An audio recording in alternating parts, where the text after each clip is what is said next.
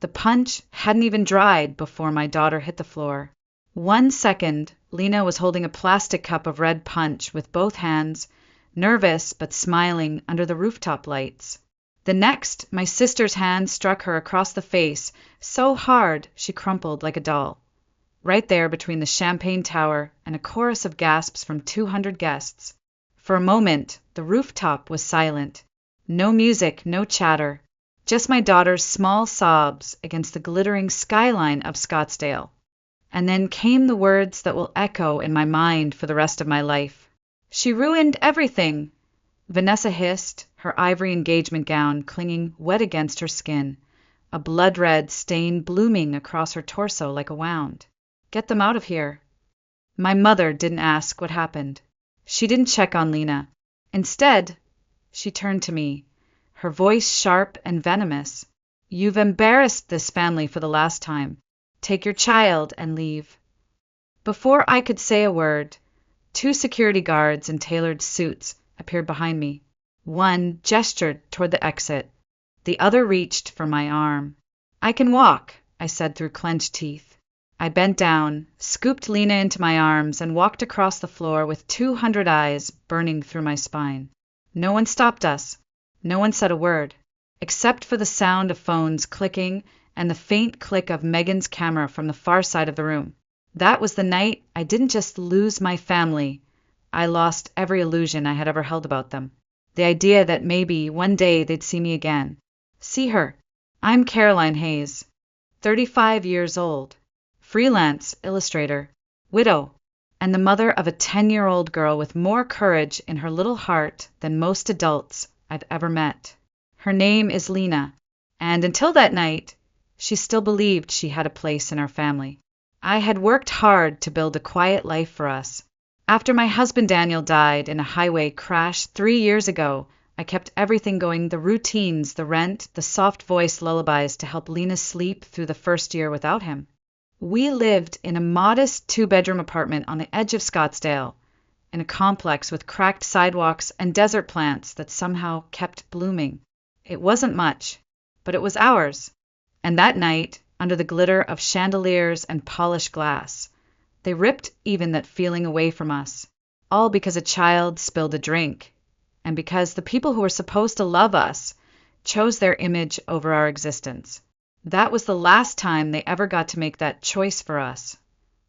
People always said I was the quiet one, not shy, not timid, just quiet in the way a shadow is quiet, always there, always watching, never asked to speak unless someone needed something.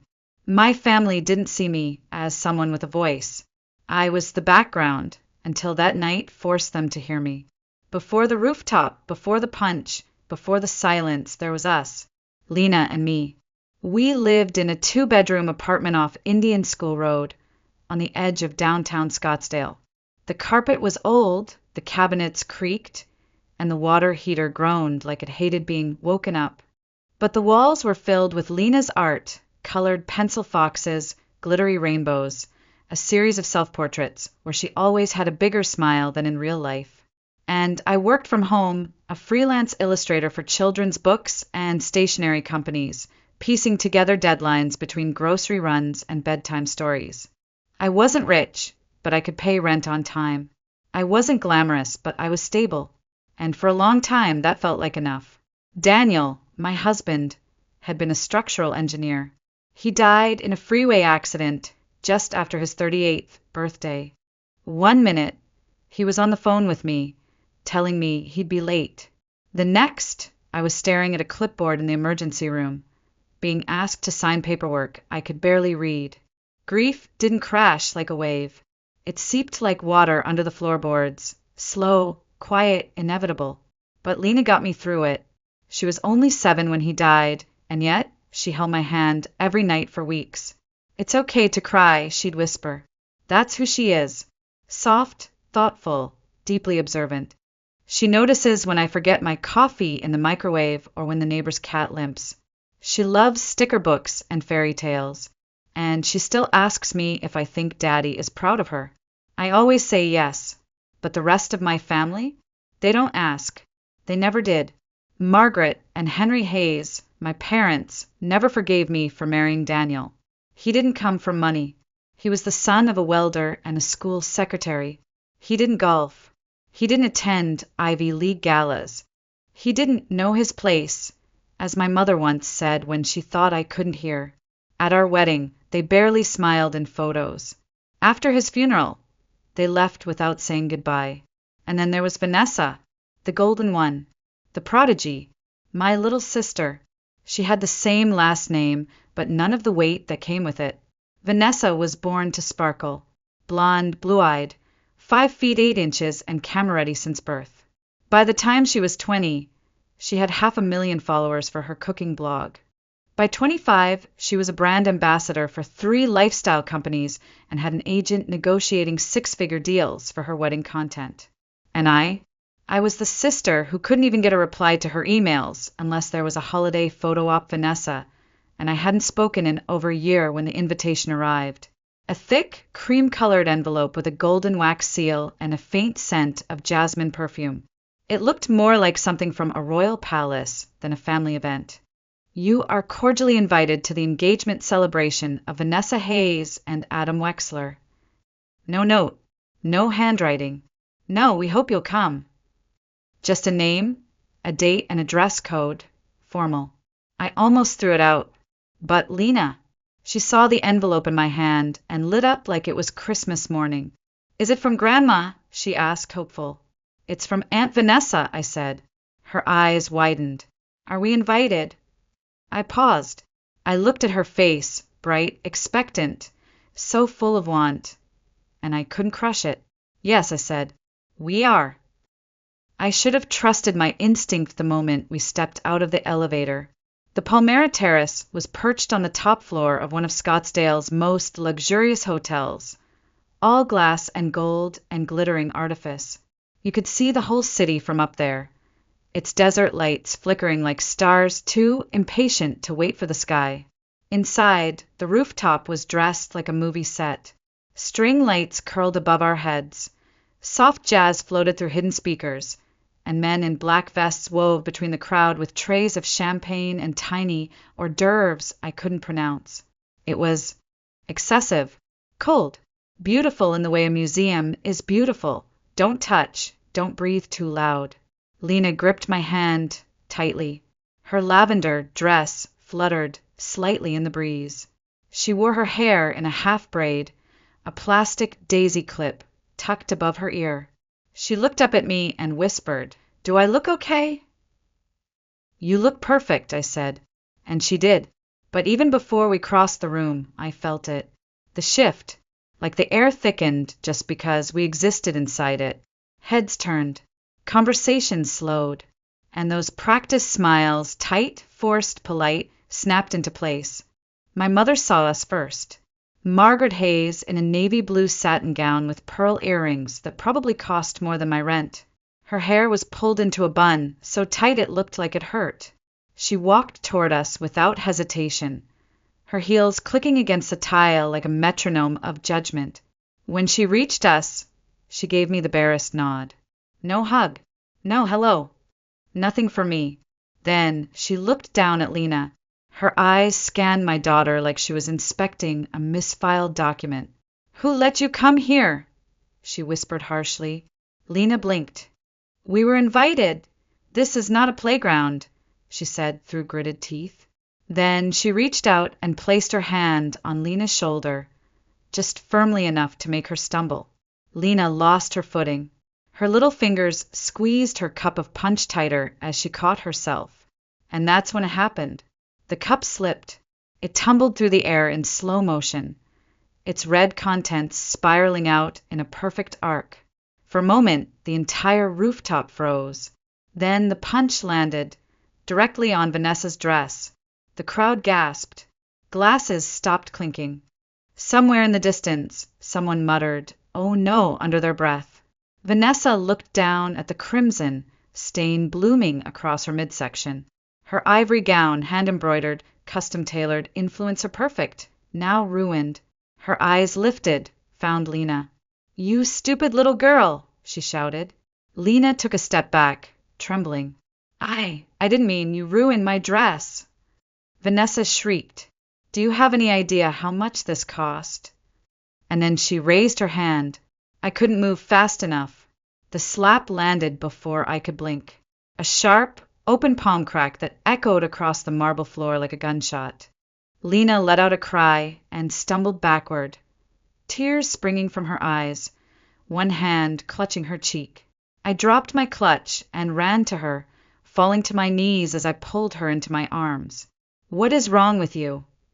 I screamed at Vanessa. She ruined everything. Vanessa spat, her voice breaking in frustration. She's 10. I shouted back. She's a child. Margaret stepped between us. You never should have brought her here, she snapped. Then Henry appeared beside her, face blank as concrete. Take your daughter and go, he said. I just need to explain. I started, but Margaret cut me off. No, she said sharply. Then she turned. Security. 2 men in dark suits stepped forward from the far end of the room. I stared at them, stunned. Are you serious? Please don't make a scene, Henry added. I held Lena tighter, stood up and walked. My heels clicked against the marble like defiance. Lena buried her face into my neck, still sobbing softly. No one stopped us. No one said a word. But somewhere in the crowd, Megan, a woman I hadn't seen in years, held up her phone. She was filming. I met her eyes for a second. She gave the smallest nod. And then we were gone, escorted out of a party we never should have entered by people who never truly wanted us there in the first place. The apartment was dark when we got home. I didn't turn on the lights. I couldn't. The street lamp outside cast a soft orange glow across the room, catching on the worn edges of the couch and the stack of Lena's library books on the coffee table. Everything felt quiet, too quiet, like the walls themselves were holding their breath. Lena was still trembling when I helped her change into pajamas. Her cheek was flushed, the outline of Vanessa's hand barely visible beneath the skin. I dabbed at it gently with a cool washcloth, but my own hands were shaking so badly I almost dropped it twice. I'm sorry, I whispered. I'm so sorry, baby. She didn't answer, just curled into a ball on the bed, her stuffed fox hugged tightly against her chest. I sat beside her, staring at the wall, at the drawings taped up, the princess castle, the cartoon tiger, the birthday card she made me last fall. All of it radiated innocence, safety, home. And I had walked her right into that storm. My phone buzzed. I jumped. It was a message from Megan. Hey, I don't know if you saw me at the party, but I recorded what happened. All of it. I couldn't just stand there. Do you want me to send it? My breath caught. My finger hovered over the screen. I typed one word. Yes. Seconds later, the file appeared. I tapped it open. There it was. The entire thing. Start to finish. From the moment Margaret shoved Lena's shoulder to the arc of red punch flying through the air, to Vanessa's slap, my scream, and the way security flanked us like we were criminals. And Lena, her sobs, her confusion, her fear. I watched it once, then again, and again. Every frame seared into my memory. But it wasn't sadness I felt this time. It was something deeper, sharper. Rage. The kind of rage that doesn't burn fast, it smolders.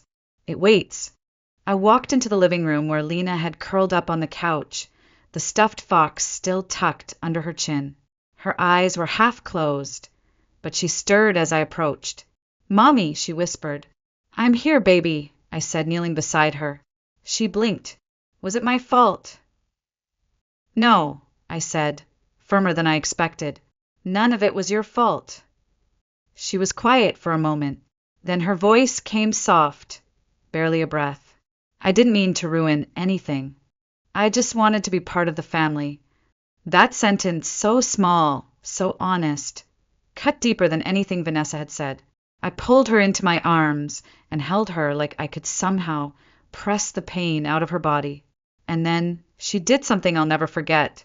She sat up, took my phone from the coffee table, opened the video. I think people should know the truth, she said. She positioned the phone, sat cross-legged on the couch, and looked straight into the camera. "My name is Lena," she said, her voice calm despite the redness on her cheek. "I'm 10 years old. Yesterday, I went to my Aunt Vanessa's engagement party. I spilled a drink by accident. She hit me. Then they kicked us out. That was it. No drama. No tears. Just the truth. Quiet. Steady. I stared at her, at the tiny warrior sitting in front of me. Megan had done her part. Now it was my turn. The next morning I didn't cry. I didn't rage. I didn't shake.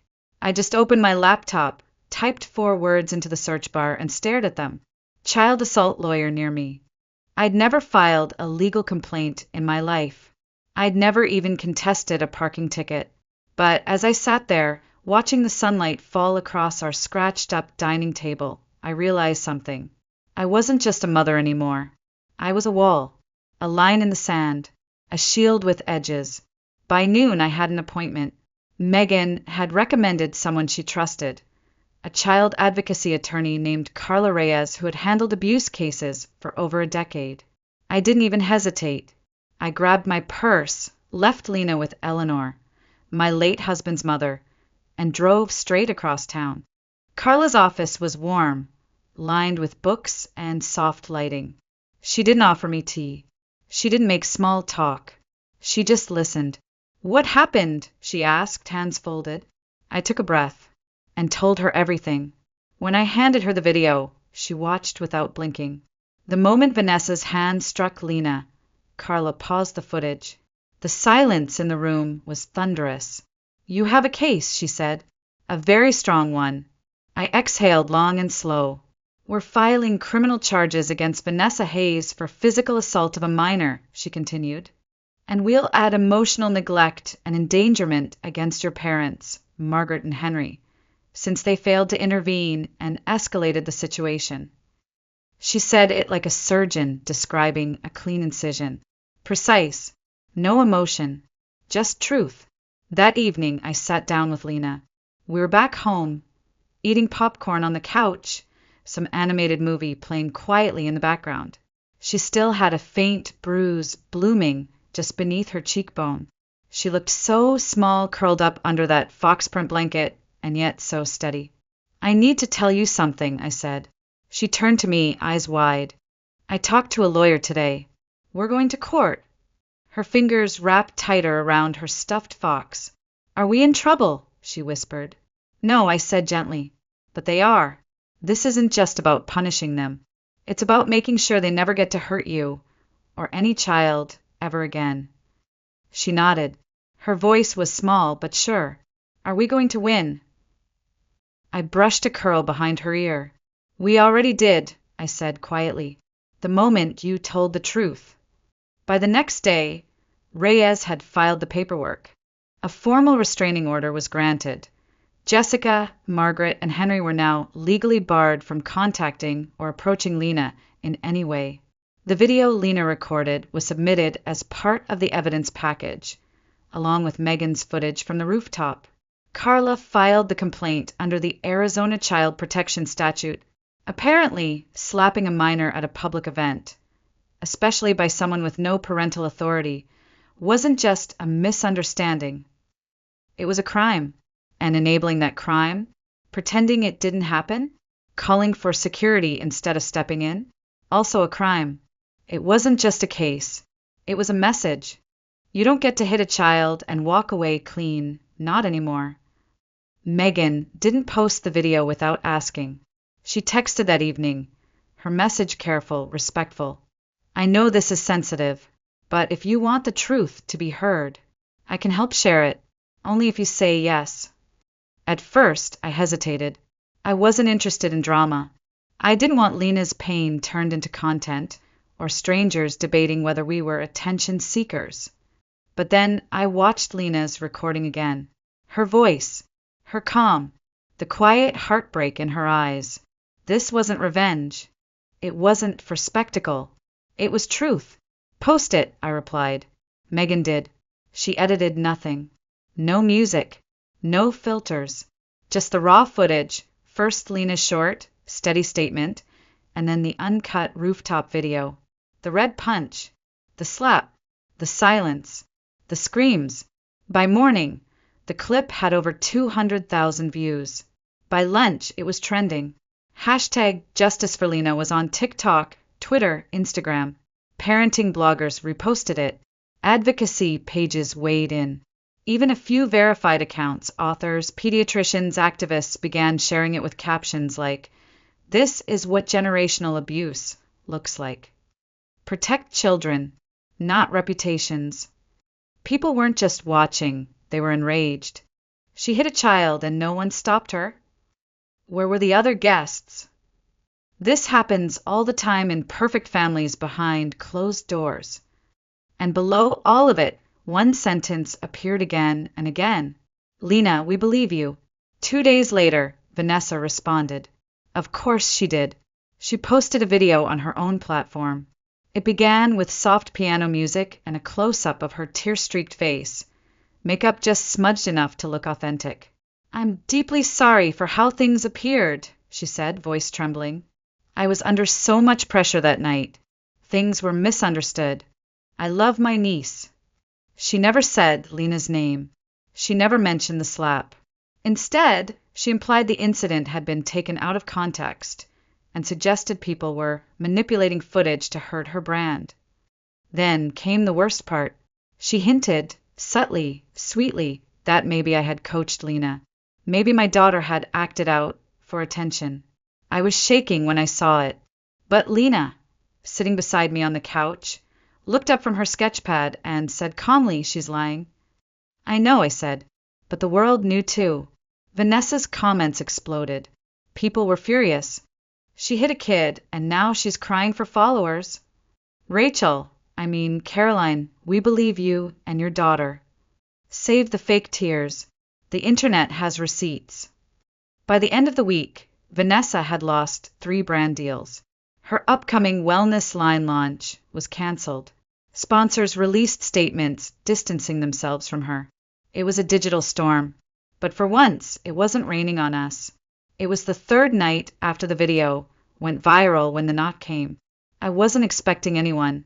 Lena was already asleep, curled beneath her fox blanket, and I had just finished packaging a few Etsy orders when I heard it. 3 soft knocks against our door. I looked through the peephole and froze. Adam Wexler, Vanessa's fiancé. Or maybe not anymore. He stood in the hallway wearing the same gray suit from the engagement party. His jacket gone, tie loosened, dark circles under his eyes like he hadn't slept in days. I opened the door slowly. "Can I talk to you for a minute?" he asked, voice low. I didn't answer. I just stepped aside. He walked in quietly, glancing around like the space felt unfamiliar, sacred. When he spotted Lena curled up on the couch, her stuffed fox pressed to her chest, his entire expression changed. She stirred, eyes blinking open. When she saw him, she went still. Her fingers tightened around the toy, but she said nothing. Adam knelt beside her. "I'm so sorry for what happened to you," he said softly. "What Vanessa did, what your family did, it was wrong. And you were really brave to speak up." Lena gave a small nod. That was all. He turned to me. I didn't want to believe it at first. I saw the clip and thought, it must be edited. There must be some explanation. But then I saw the full version. The crowd. Your mom. Vanessa's face. The slap. He exhaled, slow and tight. "There's more," he added. That night, after everything happened, I couldn't sleep. Vanessa kept talking about PR strategies, damage control. She mentioned a brand partnership tied to the wedding. I remembered we had a shared folder for our planners, so I looked. He pulled out his phone, opened an email thread, and handed it to me. There it was, messages between Vanessa and her manager. She'd been negotiating a $500,000 influencer deal around the wedding coverage, framing it as a rising woman's story, packaging herself as a success who forgives her imperfect sister for past drama. There was more, discussion of a prenup she'd secretly drafted, favoring her, setting herself up to transition out of the relationship once the hype settled. She never loved me, Adam said, voice flat. She loved the version of me that looked good online. I stared at the phone, at the words she had typed. I broke it off this morning, he said. Called off everything. Told Vanessa. Told your parents. I pulled out of all pending brand deals and shut down every contract with her name on it. Lena, still watching from the couch, asked quietly, So, you're not going to marry her? Adam gave her the gentlest smile I'd ever seen. No, Lena, I'm not.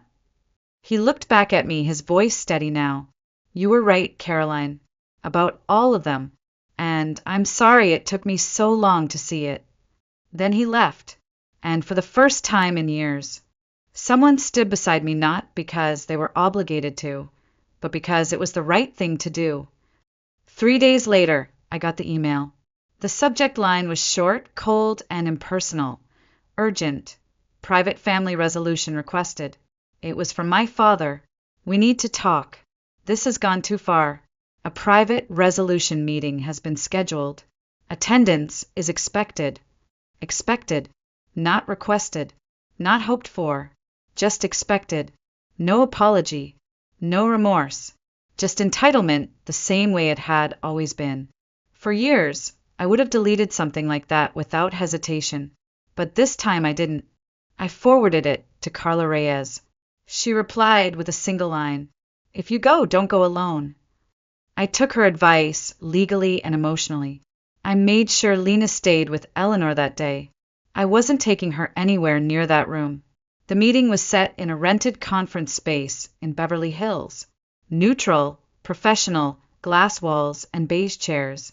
The kind of place where bad things are disguised by good lighting. When I walked in, they were already seated. Vanessa sat with her arms crossed, wearing oversized sunglasses indoors like she was shielding herself from judgment. My mother wore a crisp cream blouse, hair perfectly coiffed, face taut with performative concern. My father didn't even look up. I sat across from them, calm, grounded, not because I wasn't angry, but because I had already decided what I'd say if they tried to twist this back into something small. Vanessa spoke first. You've embarrassed this family beyond belief, she snapped. You let your daughter post lies. They weren't lies, I cut in, voice sharp.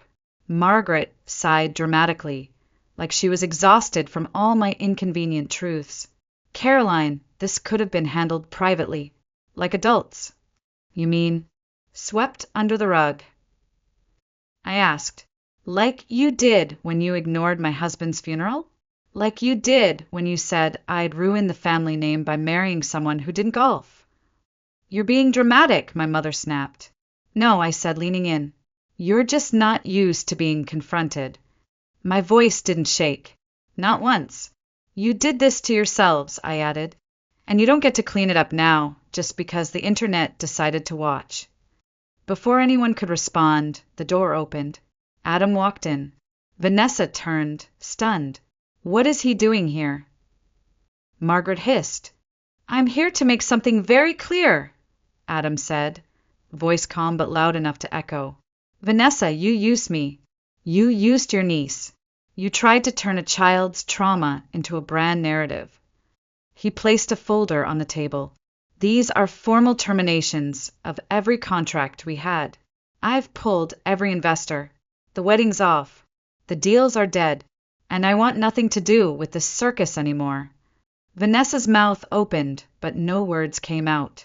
She looked like someone watching her empire collapse in real time. Henry finally spoke, voice strained. Adam, let's not make a scene. You already did, Adam said, turning on his heel. I stood too. I didn't need to stay another second.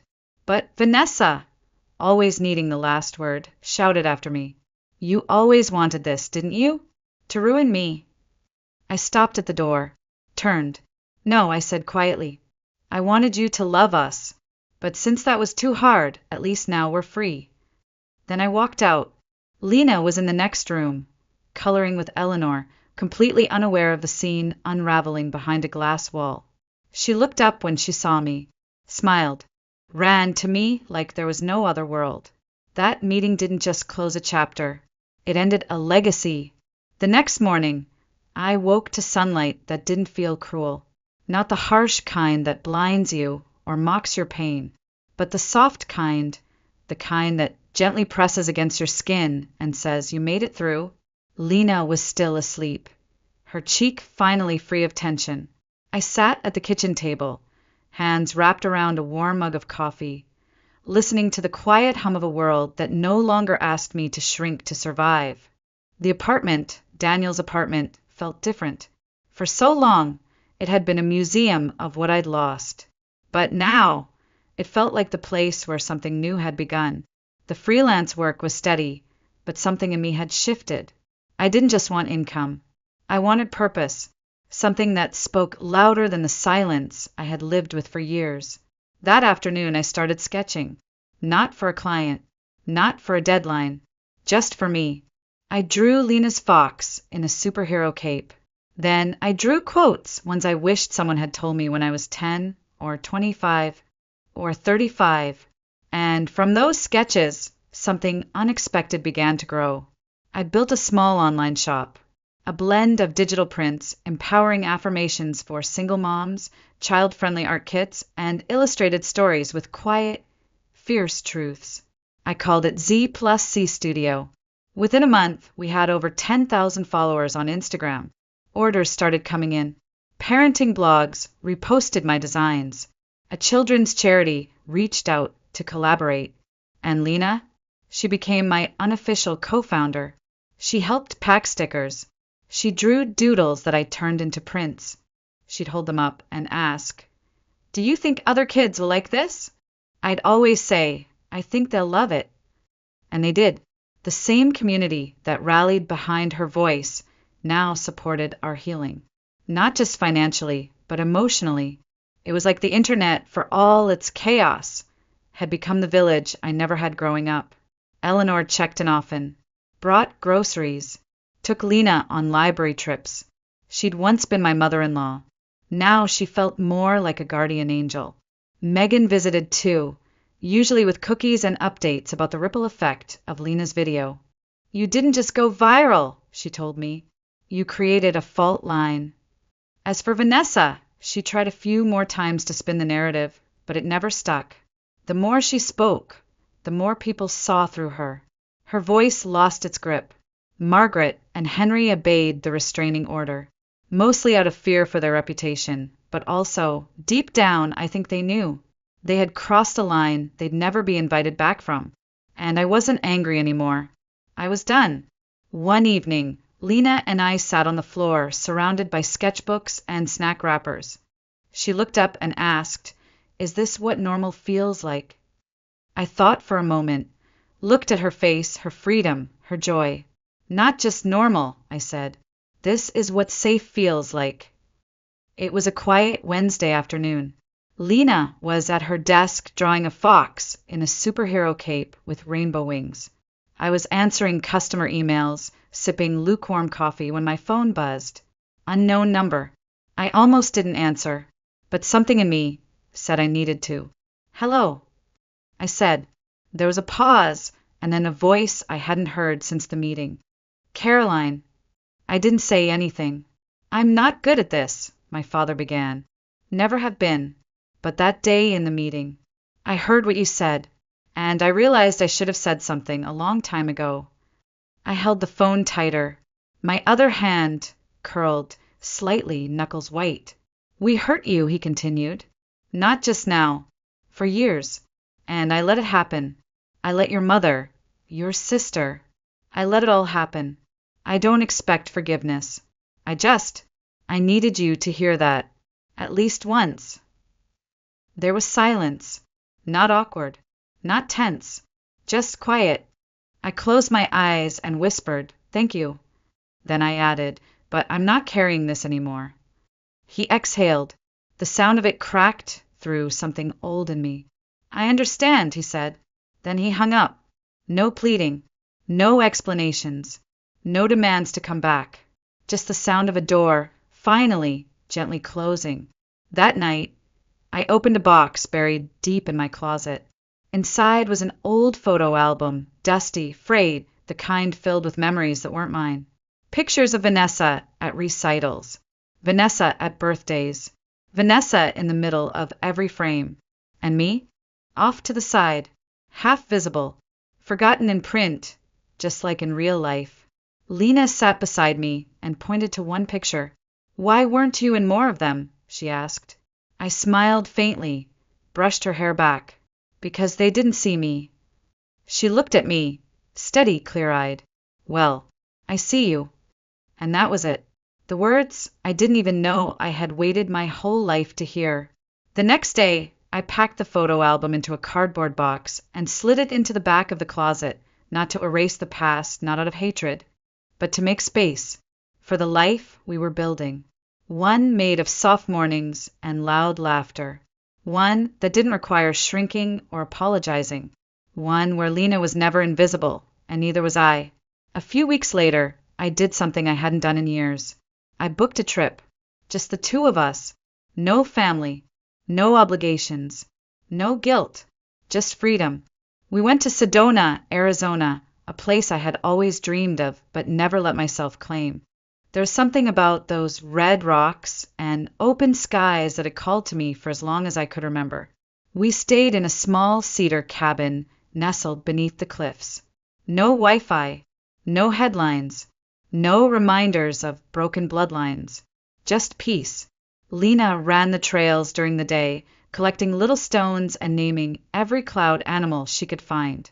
At night, we sat on the porch wrapped in thick blankets, sipping cocoa and tracing constellations. One evening, as the sun melted into the desert horizon and painted the rocks gold, she leaned her head on my shoulder and asked, "Do you think they miss us?" I didn't pretend to misunderstand. "Maybe," I said, "but missing someone doesn't mean they were good to you." She was quiet for a moment. Then she asked, "Will we see them again?" I took a breath. "Maybe," I said, "but not if it means we have to be small to fit into their world." She nodded slowly, looked up at the sky, and said, "I like our world better." "So do I whispered. And I meant it. I didn't just walk away from a party that night. I walked away from a lifetime of shrinking myself, of swallowing silence, of trying to earn love that came with conditions. I walked away from the weight of being the forgotten daughter, and into the light of being enough for my daughter, for myself. As we sat there on that bench in Sedona, the desert wind brushing through our hair, stars beginning to blink awake above us, I realized something. This wasn't the end of our story. It was only the beginning. A beginning written in Lena's laughter, in the soft rustle of sketchbooks, in cocoa-stained mugs and open skies. Not in their approval, but in our truth, our world. And this time we chose it.